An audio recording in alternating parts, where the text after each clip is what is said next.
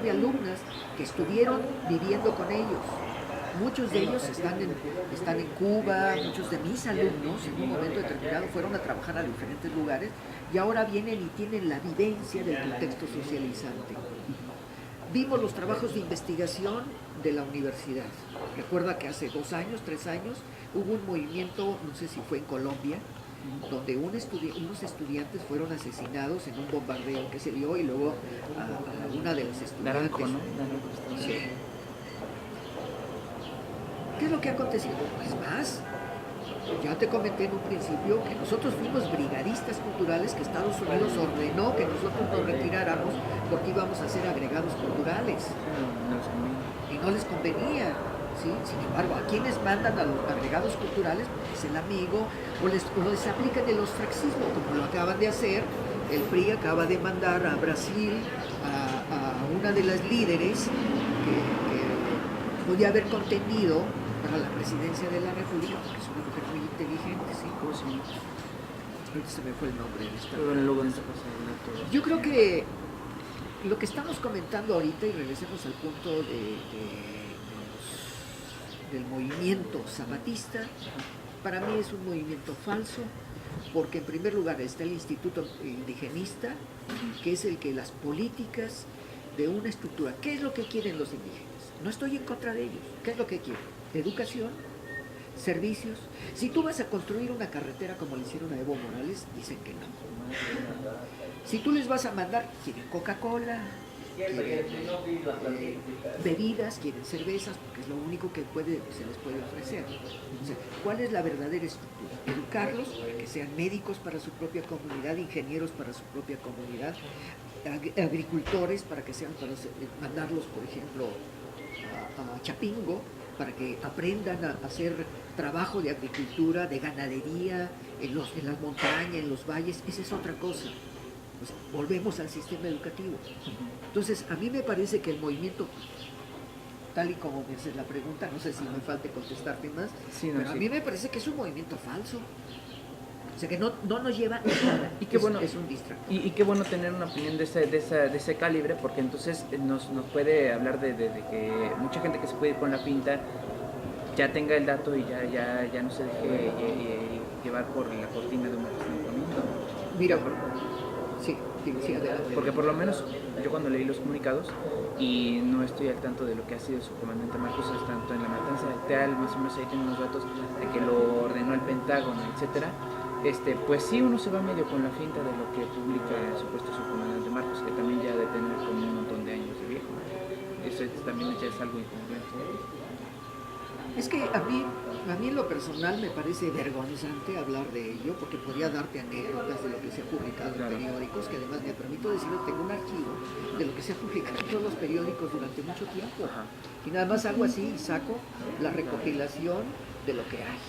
Entonces, las publicaciones que se hicieron en Proceso y en Novedades, todavía existían Novedades, y Excelsior, era: las mujeres van a ver al subcomandante Marcos porque se enamoraron de sus ojos. Ese es un mensaje, esa es una estupidez. Y hubo gente que lo creyó, y muchas amigas mías y alumnas mías fueron a trabajar, pero ese es lo menos importante. Te voy a dar un elemento comparativo de lo que son los movimientos en el campo. Brasil, los sin tierra. Cuando empezaron a hacer las carreteras supuestamente para darle civilización a los que vivían al interior de la selva brasileira, los sin tierra empezaron a protestar porque estaban destruyendo la ecología de Brasil. Nosotros sabemos que ecológicamente Brasil es el pulmón del mundo. ¿Sí? ¿Qué fue lo que sucedió? Empezaron a matar a los líderes, porque eran los que defendían no entrar a las carreteras, porque las comunidades indígenas estaban perfectamente, y se armó un movimiento muy importante. Voy a mencionar, por ejemplo, los Yanomami.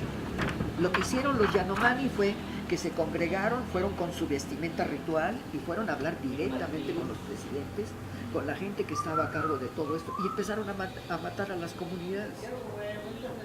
Eso sucedió en México, eso ha sucedido en todas partes del mundo, en África, y no hemos tocado a África. En estos momentos hay una comparación en África muy interesante en un sistema de praxis educativa que me gustaría que hablaras con Héctor Peña, Claro. para que él te expusiera un ciclo de actividades a un curso de capacitación en África.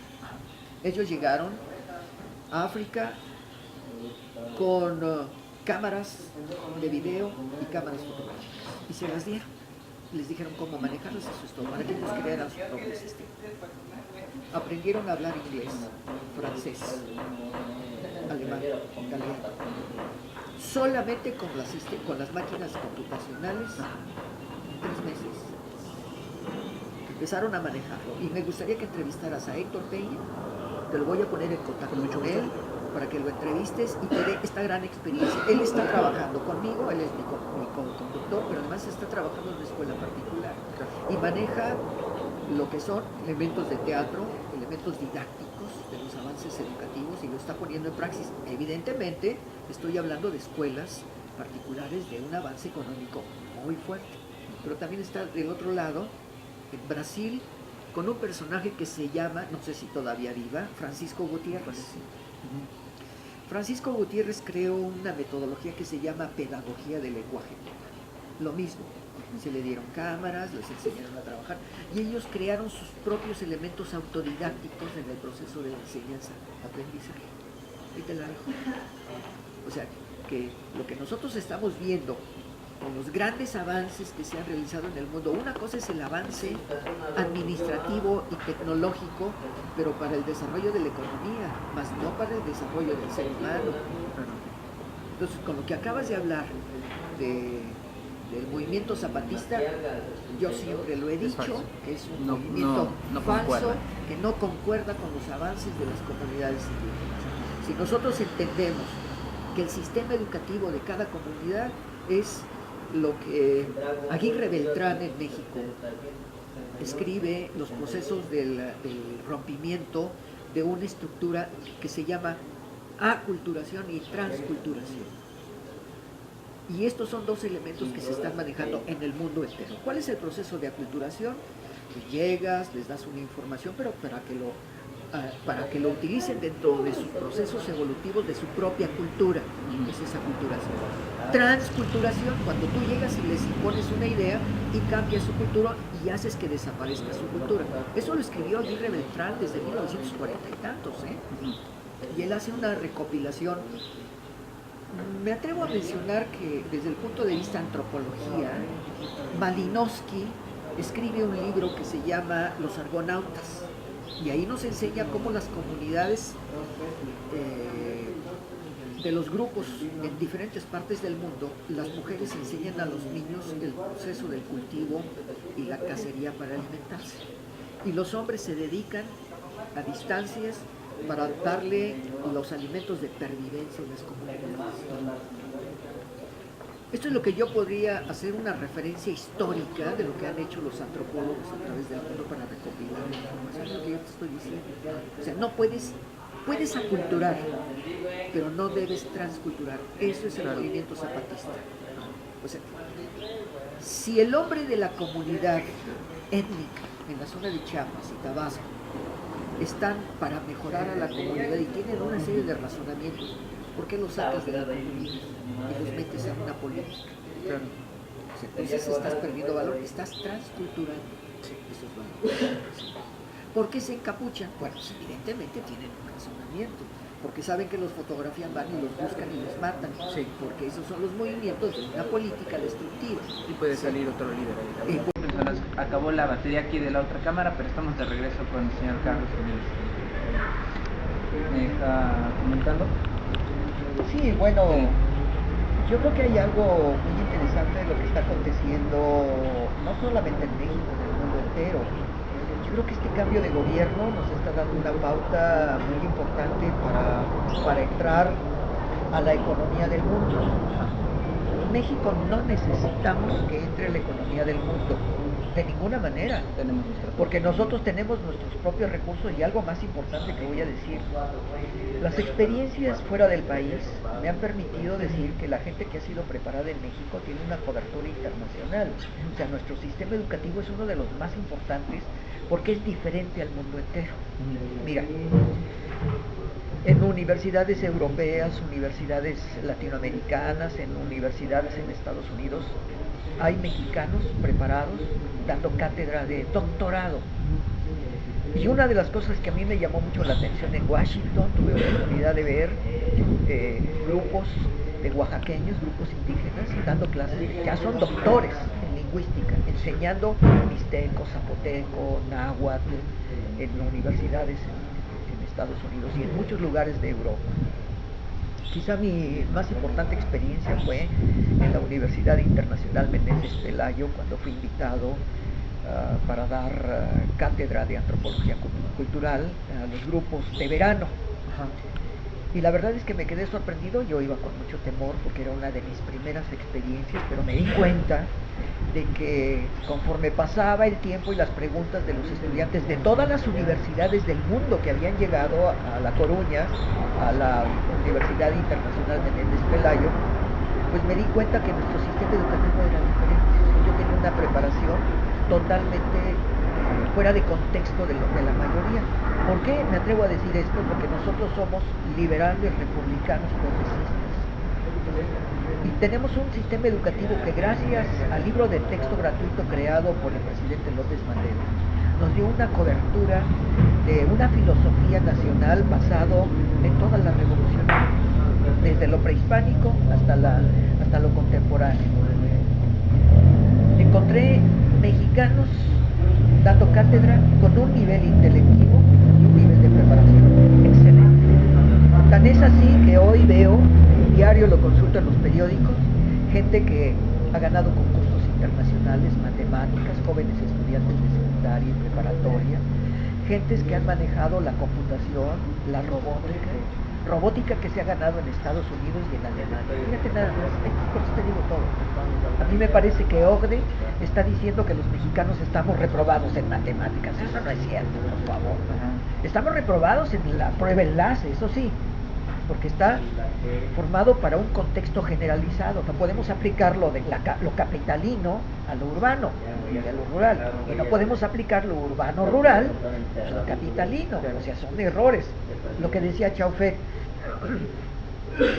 maestros que reprueben 5 veces, maestros que reprueben 5 veces van a hacer reclamo. ¿Y de dónde va a sacar a todos los reprobados? Claro. Cuando la prueba enlace no tiene el contexto de lo que es esta parte de una prueba funcional, no una prueba disfuncional. ¿Cuánto pide tiempo? ¿La mitad? ¿Un cuarto? 57 minutos. Ah, ok. ¿Alguna otra pregunta, algún otro comentario? No, nada.